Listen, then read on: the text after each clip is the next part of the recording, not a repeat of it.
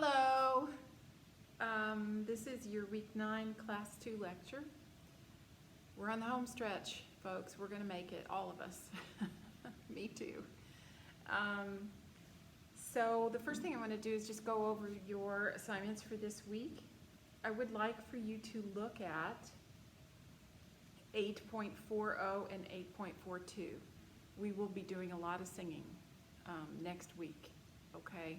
So these are two assigned. A lot of the others that we'll be doing in class will be sight reading because that's what we need to work on. Then Sing 6 is for, it will be due in week 10, and that is going to be 8.41. Now this is going to be a little different this week, okay? If you do this assignment, and I hope you do, it will be, you are guaranteed to get an A or a B.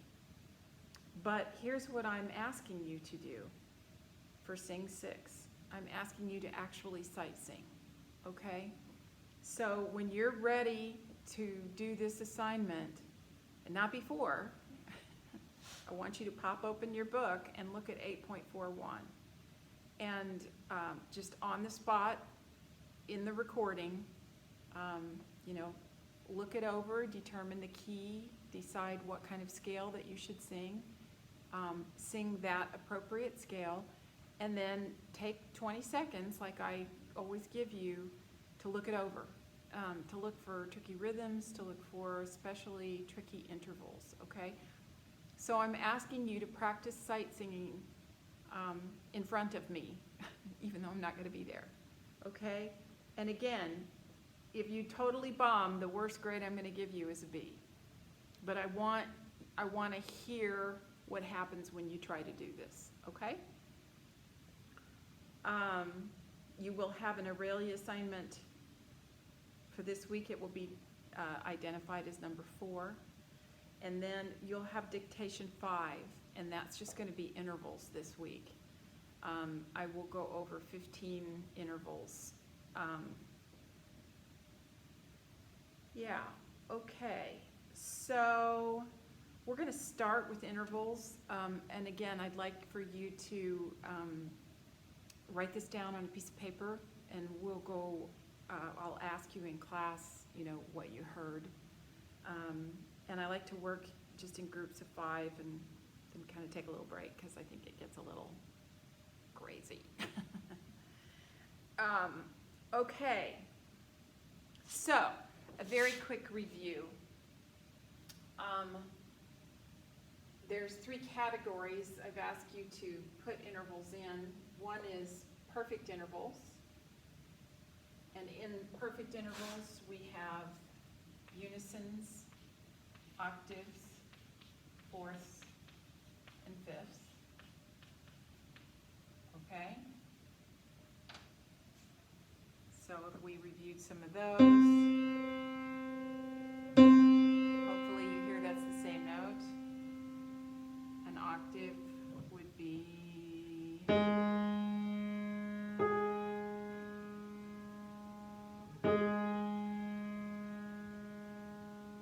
perfect fourths can come in lots of varieties.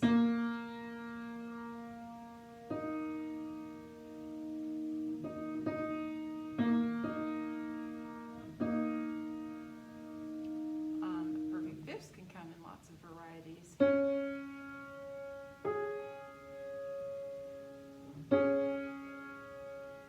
But you can hear with these perfect intervals, there's kind of a hollowness.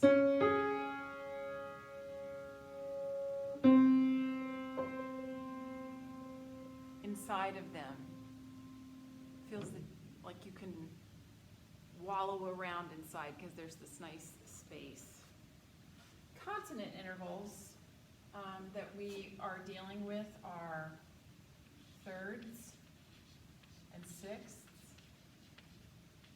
and we have both major and minor in that area.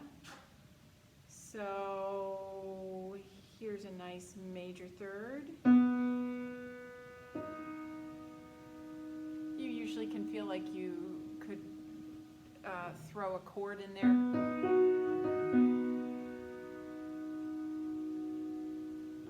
Or if it was minor.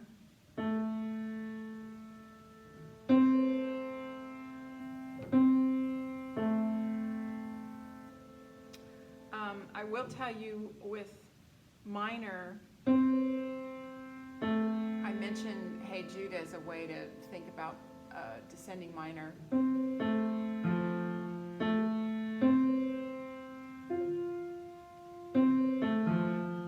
Also, as the top half of a major chord.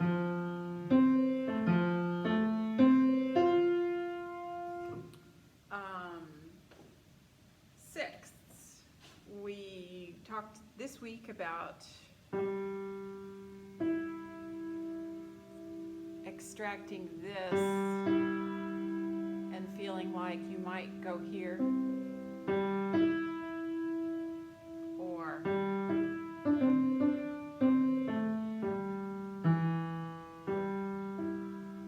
so that's a major sixth.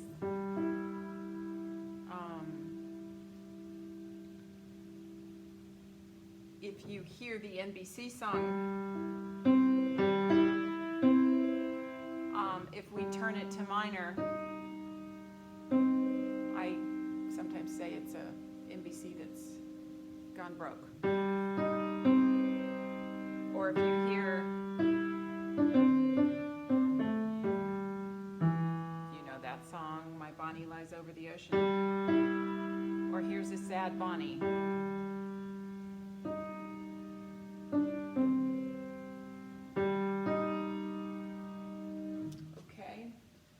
So thirds, I would say, are a somewhat small interval, and they're going to go along here with our the only dissonant intervals we've talked about, which really are major and minor seconds. And mostly we encounter these within a melody or within a scale. Okay, so here would be. Together they sound rather clashing, but again I could start up a scale or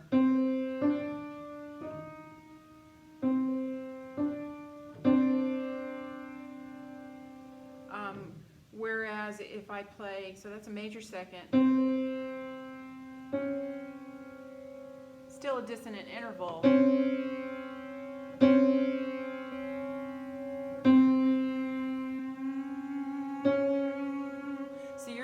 That minor second just as close as you can really imagine.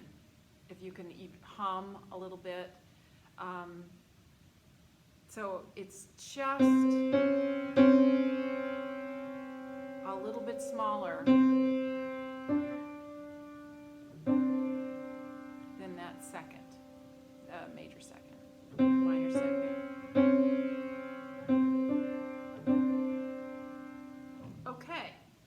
So those are kind of our three categories.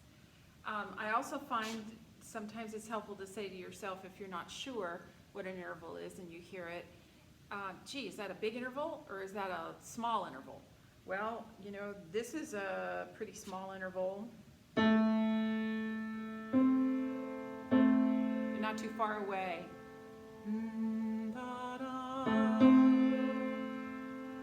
So you can kind of tonalize, try to fill in the blank. If I hear this, that's a long ways away. And people do have trouble hearing perfect intervals, so that was an octave I just played. So sometimes, again, it's helpful to know, to say, is that a large interval, is that a small interval? So, you know, small intervals, I would say seconds, thirds, fourths are kind of, you know, middle territory. Fifths are middle territory. Sixths, yeah, those are pretty big intervals. And we aren't doing sevenths yet, but sevenths will be big intervals and certainly octaves. Okay, so here's your first group of 5. Now, like last week, I'm going to keep these in a key.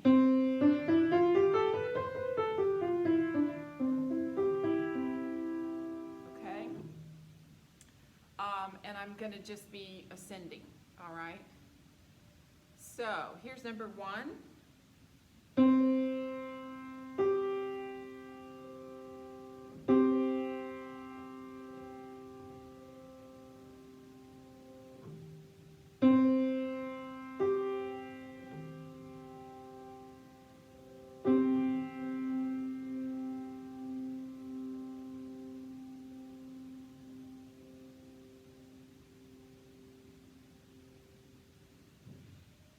Here's number 2.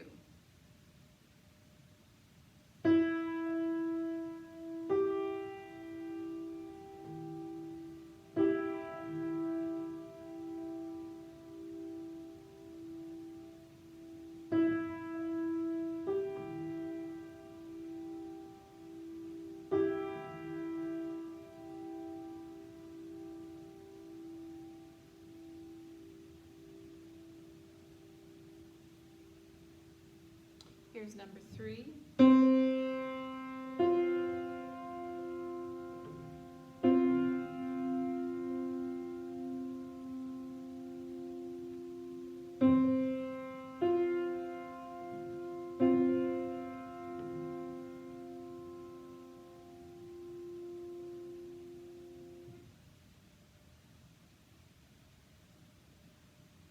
Here's number 4.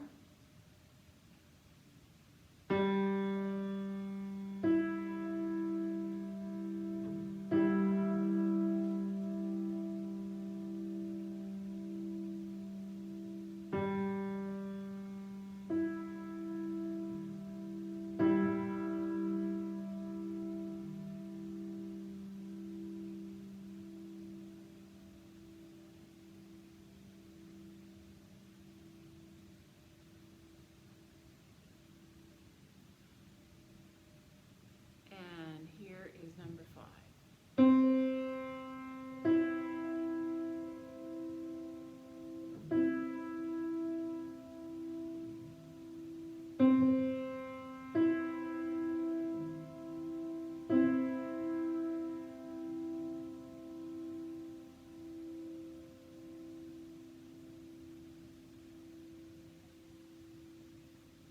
Okay, so now we're going to do 6 through 10. The last couple of times we've worked on intervals in lectures or in class, I did it with, again, within a key. Now I'm not going to be in a key. I'm erasing your key. Okay? These are just going to be isolated intervals. And now I'm going to go up and then I'm going to go down so that you start hearing them both ways, okay? Eventually I will either go up or down, but right now I'm going to go up and down, okay? So here is number 6.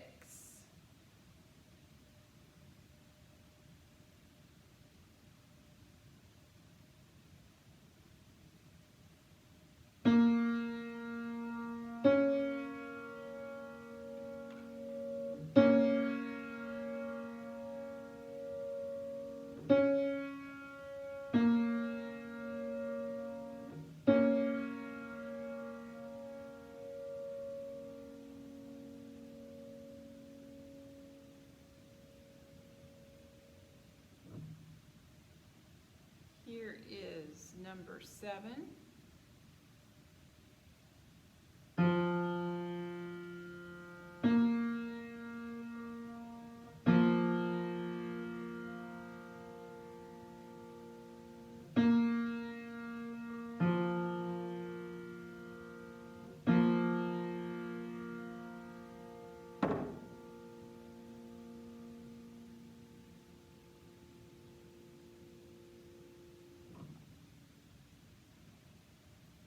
Here is number 8.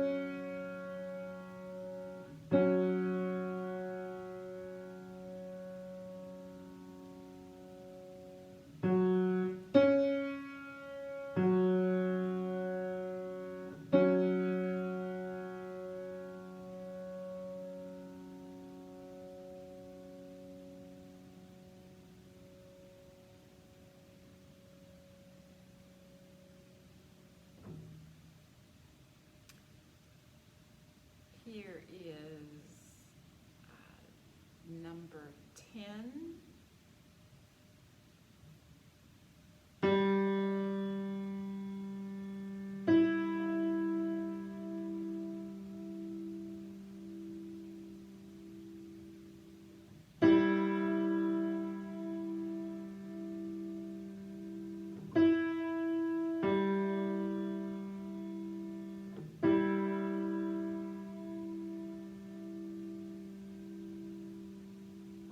Okay, good. We'll do the last 5 at the end.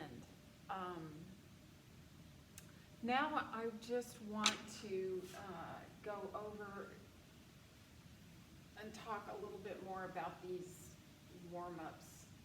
So the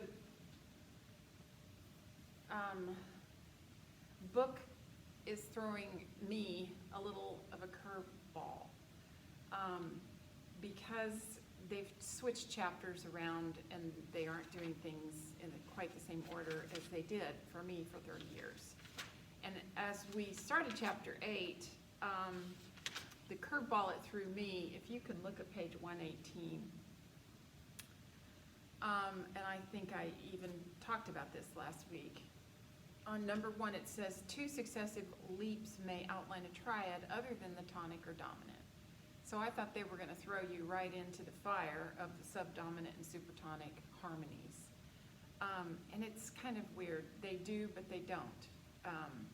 So the subdominant and supertonic triads are those most frequently found in melodic form, as in section 1. So we went over section 1 where they did specifically outline the supertonic and the subdominant in certain melodies, okay? But here's the thing, as we went on to the other sections, now some of these same leaps are actually not, these leaps of a third are actually not defining a subdominant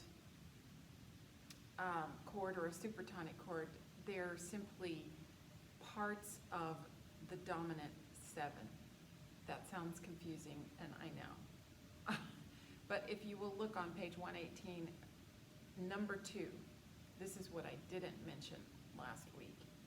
Frequently, you will encounter the easy third leap from 2 up to 4 or from 4 down to 2. Most often, this interval implies not the 2 triad, but the 5th and 7th of the dominant 7 chord or the 5/7 chord, which they present in chapter 9.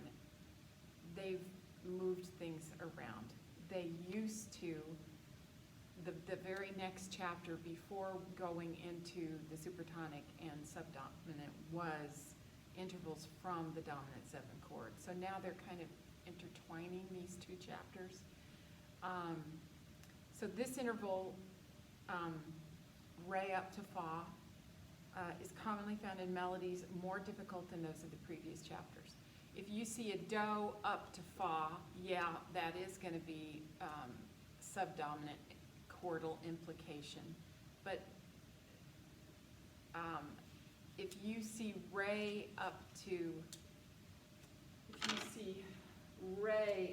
fa, it's most likely a part of this dominant 7 chord, so T, re, fa, not implying a supertonic chord, if that makes sense. If you see do up to fa, yeah, that probably is a subdominant implication. Fa, la, do, okay? And they've been throwing a lot of those at you. Now all of a sudden they're going to me what is far easier, and now they're going to start throwing a lot of re up to fa. You're also going to see some so up to re. So let's just go over some of this. Here's your do. Let's sing a scale. Well, I'm going to try to do both again.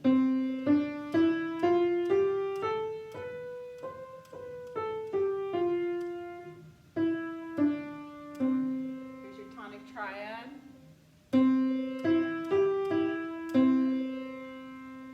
Now down to so.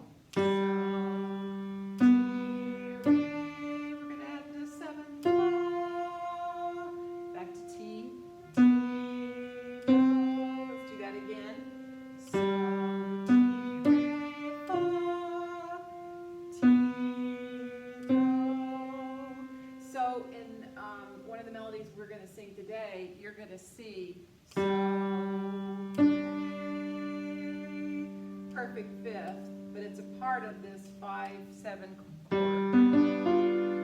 So, and it's going to go down to do. Okay? And in a couple of other places, we're going to see this fa, re, down to do. Still, if you see this do up to fa,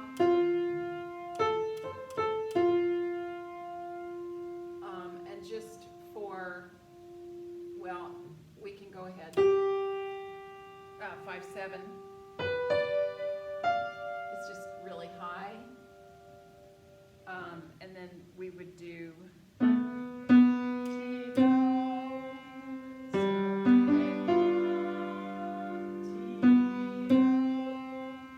so I'm going to go ahead and go over in major the 1, 4, 5, 7, 1. Up to 4. Now we're going to go down to the 5/7.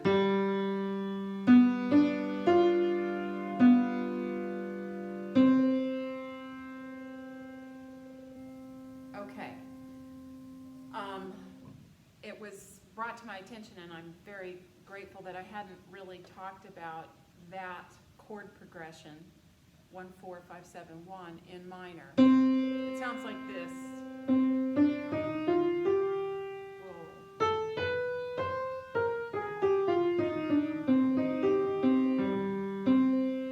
Okay, so there's melodic minor.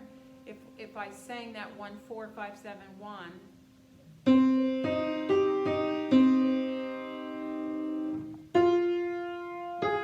we would not raise the 6, but we would raise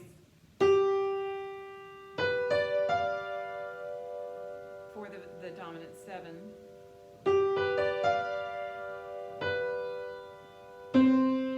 So just close your eyes and listen.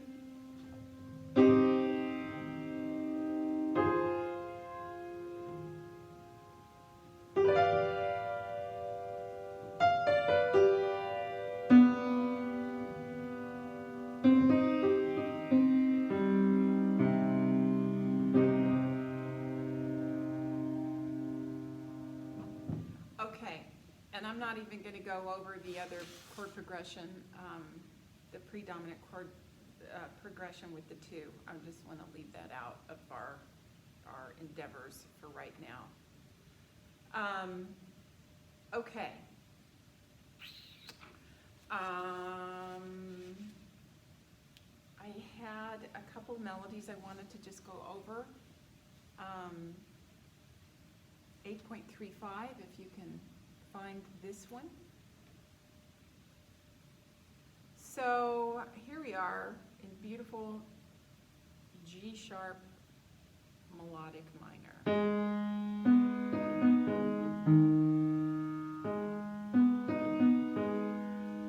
So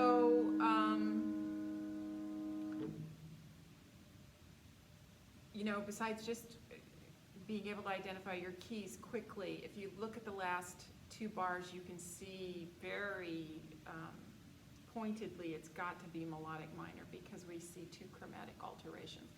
Sometimes it's a little tricky because they might not always raise the 6th scale degree, but then they would raise the 7th scale degree, but then someplace else they'd lower it. So you might think this has happened a couple of times, that it's harmonic minor, but in harmonic minor that 7th has always got to be raised. So if there's ever a point in a melody where you see that it's not T, it's te, then it's still got to be melodic minor. It's ornery, but that's my rule for identifying. Harmonic minor is always going to be raised. Of course, it's the arts, so you know you're going to find a melody somewhere in your life, and you're going to say, "Oh, that sure sounds like harmonic minor," but then there's one time that. But that's our rules for now. So looking at 8.35, I'm scanning through. I see that skip of a 4th, easy peasy. So up to do. Looking at the 2nd line. all scale-wise until I get to the fourth bar. What do you see there? Huh, huh, huh. What is that? What solfege up to what? It's so up to re. Just what I talked about. So up to re. So that is a part of this 5 dominant or dominant 7 chord. So T, re, fa. So if we hear it.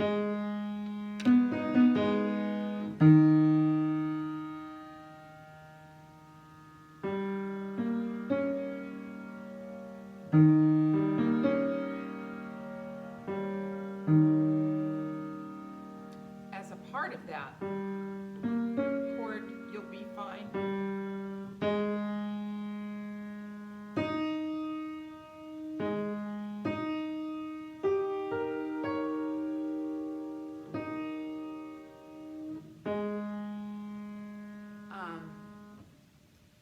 Then on the third line, let's take a look there. So after we get past that, so up to re, you should be okay. It looks scalular again. Third line, there's a skip right away. What is that? C sharp down to A sharp. What solfege is that? Well, in this key, it's fa to re. Okay, and again, we're gonna encounter that as a part of this dominant 7 harmony. Okay, fa down to re. And in this melody, it goes fa, re, me, and then do. Okay, so.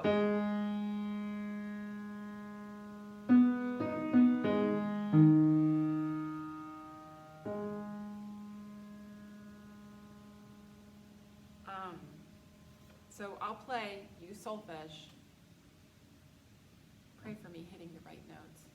I hate these hard keys.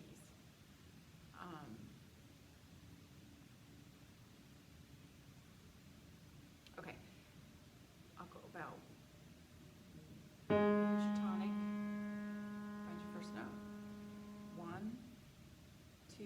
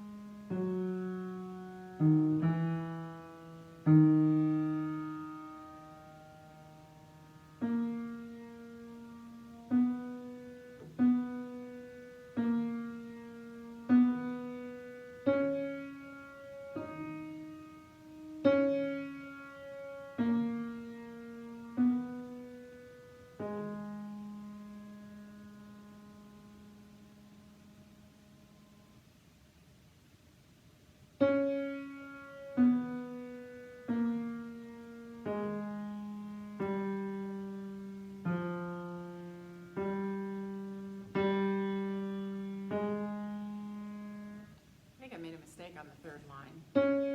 Fa, re, re. Yeah, I went down to do, sorry. Fa, re, do, ti, la, ti, ti, do.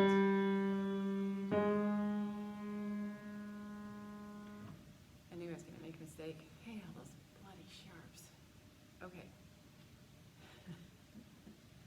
All right. I'm going to say go ahead and look over 8.39. I'm not going to take the time to play it because this is already at 31 minutes and I need to do your last 5 intervals. So here we go. This is 11 through 15. Now I'm going to do descending intervals. So this is going to feel different and it's not going to be from a key. Okay, so Here is your first one. This will be number 11. This is 11 through 15.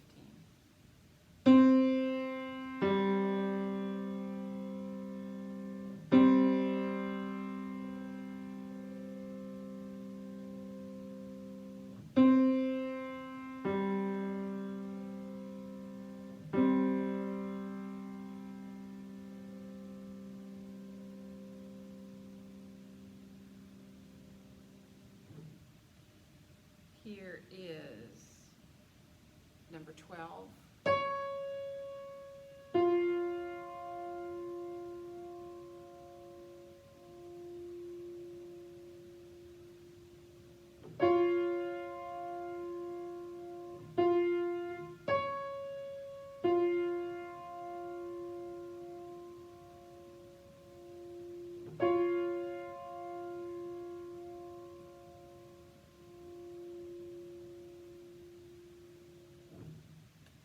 Here is number 13.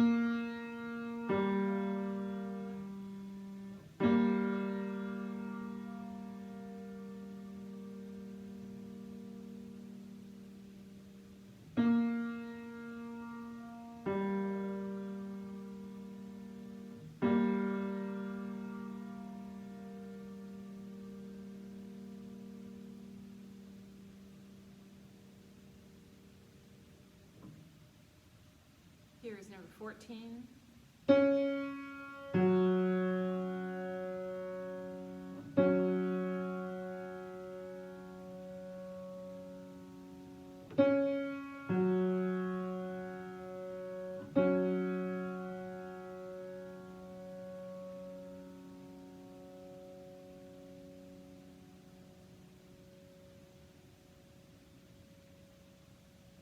Here is number 15.